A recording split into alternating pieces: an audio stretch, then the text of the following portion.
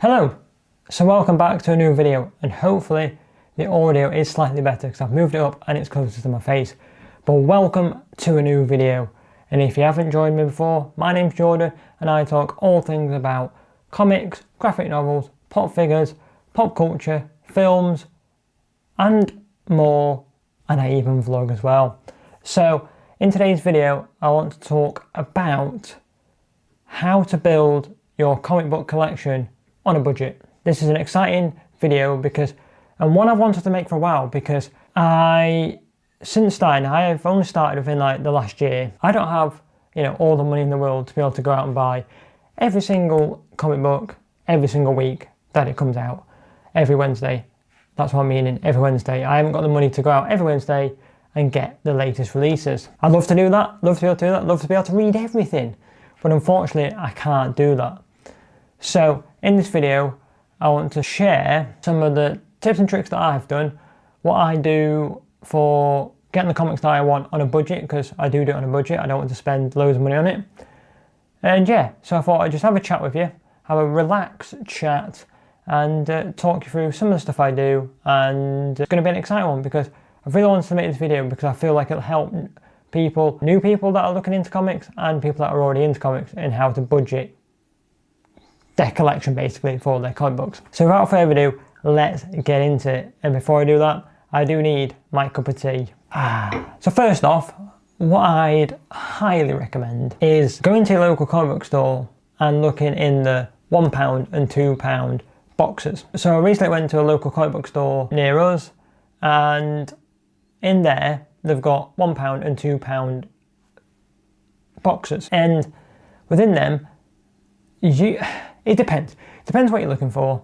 Usually you can pick up a bargain there and pick up a few. So for example, so it's usually the older stuff, shall we say, that's in the £1 and £2 I want to say bins, but not bins, boxes. Yeah, so £1, £2 boxes. Yeah, and usually they are all the comics that are in these boxes. But it depends what you're looking for, shall we say. But if you compare it to the price of what you'd pay for a comic book nowadays, let's say £3-4, you could pick up 2 or 3 of those comics. I know that the maths doesn't add up there, but you could get a bargain.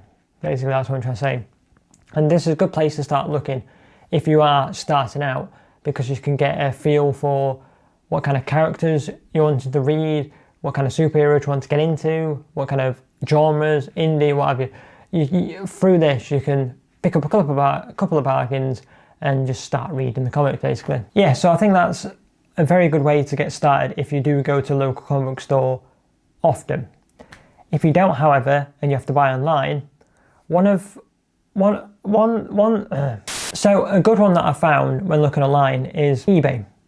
And I'm not saying buy all your comics off of eBay, but you can pick up some bundles from eBay. So we recently did one where you get, I believe it was like 10 for £10. So we got 2 of them, so £20 it cost. And the amount we've got was worth it. So if you think in terms of like budget and worth it for your money and all that, yes, doing bundles is worth it for your money, because we got 10 comics for £10. Well, we did that twice, but 10 comics for £10, which makes them £1 each. Which, with the ones we've got, which if you want to see that video, is a couple of videos back, so give that a watch. Yeah, it's definitely worth it, and you can be looking on that one. You can pick up first issue, second, third, or it just varies. So that's one way of doing it as well, and it can get you into that realm of comic books. And talking of bundling on eBay as well, I've noticed recently that when I was looking, because sometimes from where I order from, it works out cheaper just to buy off of eBay than from the place I order from. And when I have looked, sometimes companies on there offer a discount of like, if you buy 4 or 5, you get like a certain percentage off, which then ends up making them a bit cheaper than what you would normally pay anyway. But you may think that eBay is just for used comics. It's not. A lot of comic book stores that have a bricks and walls, so basically an actual store, they tend to also sell on eBay as well, because I've noticed a lot of them have got like comic book names and comic book store names. So yeah, so it's always a good idea to have a look on eBay as well, because as I mentioned, I noticed that like from where I order from, like the shipping delivery makes it a bit more expensive. But if you're buying quite a lot, then it's worth it. But I've noticed that shipping costs a lot. So if you weigh out the price of that and then the price of it being a little bit extra on eBay, sometimes it can work out cheaper on eBay. And staying with online and buying online, I've noticed that on Vinted of all places, people are selling comic books. Now this is a very risky sort of way of buying comic books, shall we say, because not everyone on there is or has the perfect photos or keeps them in good conditions or is actually telling the truth of the condition of the comics. And you don't know how they're going to be packaged and posted to you as well. So this is a risky one, but I haven't done it myself, but I have seen you can pick up bundles. You can also pick up individual comics, and it's at a reasonable price as well. So you're looking a lot cheaper than what you would normally pay. However, you have got the buyer's fee you've got to put on top and the shipping cost. So this does help build your comic collection on a budget, but it's one that I'd recommend if you're really certain on, you know, the actual products you're purchasing, where like it looks good, the description good, and the seller has good reviews as well. That's one thing you can do, is just check all that stuff before you purchase. But looking on Vinted can be a good way to start your comic book collection of doing it on a budget, because as I said, you can get them dirt cheap off of there, because most of the time people are just trying to clear things out and want to sell it a bit cheaper so they can get it out of the house, get it out of the way. Or on the flip side, they don't actually know what the price of it is, and just, let's say a comic that should cost £5, they're putting there for £1, and you're laughing then. So yeah, it's always good to have a look and take your time looking and delve into it and not just jump at the first hurdle, shall we say. You've got to, you know, as I mentioned, delve into it and find those gems of budget comics, shall we say. So another recommendation to get a collection on a budget is to do with variant covers. So instead of getting the variant covers, so that's cover B, C, D, E, F, G, however many there is for that specific comic, stick to cover A. And I mention this because I've noticed with variant covers, they cost like 20, 30, 40, 50p more than what cover A costs, which is the standard cover. So I'd highly recommend not going for variant covers and sticking at cover A, because in the long term, if you used to say, let's say you got 10 comics, you're saving a lot of money there instead of going for the variant covers where it would cost a bit more. Yes, I myself do go for variant covers, but time to time when I'm trying to do it on a budget or get a specific comic on the cheap, I do go for cover A, because on Forbidden Planet, where I get them from, I believe it's not always set like this, but usually it's £3.30 for cover A and £3.75 for the variant editions.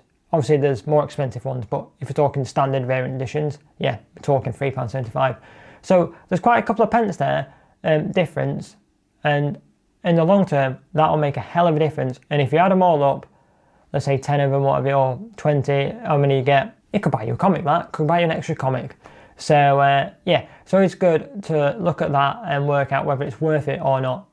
Sometimes it is, because the variant cover is definitely worth it. Like I've got quite a few of them, which I'm like, yeah, definitely got to get variant. But half the time, because I'm just reading it, I go for cover A.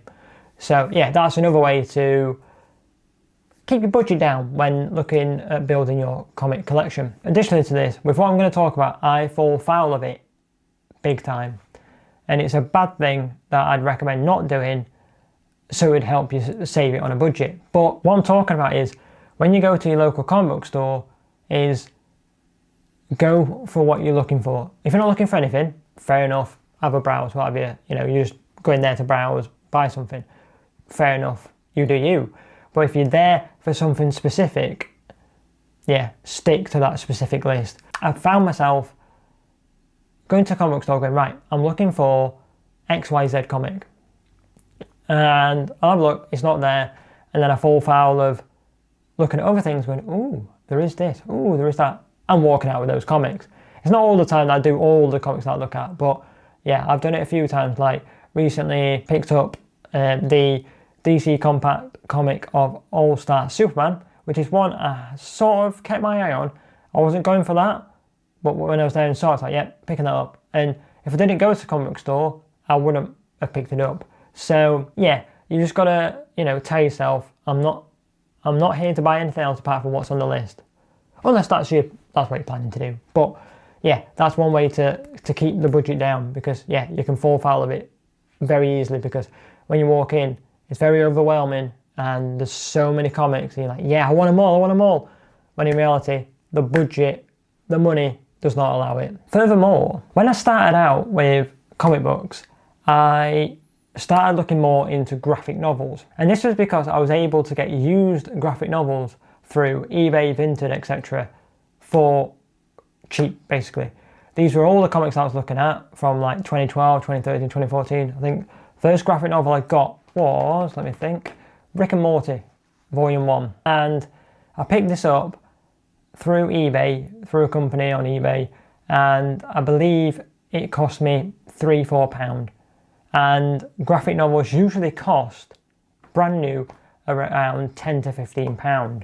So a good thing that I'm suggesting here is, if you're looking, to keep the cost down very much, maybe don't look at the comics, maybe look at graphic novels if it is out of that series, of that run, and look through eBay or Vinted. Because as I said, I picked up a graphic novel for £3-4 when it's usually £11, £12, £13, something like that. So it's always good to look at the graphic novels as well, even if you are wanting the comics. It's good to have a look there, because you could get the full, usually issues 1 to 6 in the first volume, in one book for a hell of a lot cheaper. Continuing this conversation, which I'm quite enjoying this conversation. I quite like telling you about how to keep it cheap, because I've realised that that's what I've been trying to do myself, and it's a tricky one, because obviously I think it's easier because I can do it online, because I can't just walk into the local comic book store because it's not nearby here where I am. But yeah, so I guess that it's helpful that I can do it online, so I can do a bit of browsing here, browsing there, because obviously I pay the price of what the comic book store would be. But it also has its downsides slightly. And what I'm mentioning is that the one place that I buy my comics from online, if it's not through eBay, is Forbidden Planet. And this is not a sponsored ad or anything. I just think Forbidden Planet is the one place online that looks legit, is legit, and I feel comfortable with buying from. Like, there is other comic book stores online, and you can buy from them, but the websites look a bit, you don't get that confidence, shall we say. So, why do I mention this? The reason why I mention this is because through Forbidden Planet, the way I've tried to keep costs down for myself is bundling comics together. And what I mean by this is, basically, I'm trying to think how to explain it. Basically, if 1 week a comic is coming out, and then the week after another comic is coming out, on Forbidden Planet, what it will do is it will bundle those two together in one shipment. So this means that the costs stay down. Otherwise, if you do them individually, it'll be two separate shipping costs, which will cost a lot more. So it's a bit of a tricky one for Forbidden Planet, because it's annoying, because basically if you want to order a comic that's already out and then ones that are pre-ordered, that would be two separate orders. So you've got to try and time it right so that they all come as two, or come as one shipment. Because I've noticed that a few times, that like if you pre-order in advance the comic books, they do tend to like do separate orders, but if you order a bit closer to the pre-order date, it does do it as like one shipment. Or you can do separate if you really wanted to. There is options for that. But this is one good way to, keep your budget down, as I've been saying. Keep your budget down. Keep your budget down. Yeah, that's one good way of doing it. And it's a faff, but it's definitely worth it, because instead of spending, I think it's £3.50 for delivery on one, you're paying about £4 for a delivery on two. So it does work out cheaper in a sense.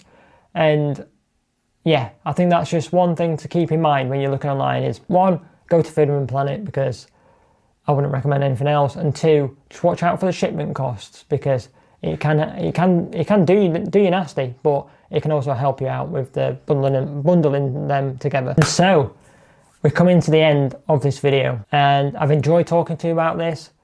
I've really enjoyed it, and the last thing I want to say on this matter and I'm looking at my list down here, and the cheapest way and the best way to keep your budget down for getting comics on a cheap and on a budget, or whatever the title says, is by asking for comics for Christmas and your birthday. It's as simple as that, basically. You ask it for Christmas, you ask it for your birthday, you ain't spending a penny on that. So that is probably the cheapest way to, you know, keep your costs down. And I've got nothing else to say on that. It's pretty self-explanatory. It explains itself. There you go. So yeah, ask it for your birthday and Christmas. But what I'd like to finish on before I say goodbye is comics can be expensive, but that's only if you make it expensive. It's down to yourself, and it's down to myself, to be fair, because I do struggle sometimes to keep it, you know, on a budget. So yeah, it's down to yourself in sticking to what you want, not getting too much, but getting enough to keep you, you know, happy and satisfied, and making sure you find those bargains and bundle your comics together if you order online, because shipment costs are cheaper. So yes, thank you for watching today, guys. I do appreciate it, and I hope you enjoyed this video. I hope this helped you have ideas and tips and tricks on how to, you know, find those bargains and build your comic book bundle on a budget. So as I said, thank you for watching, and and don't forget to like, subscribe and comment. I nearly forgot then, and I will see you in the next video. Bye bye.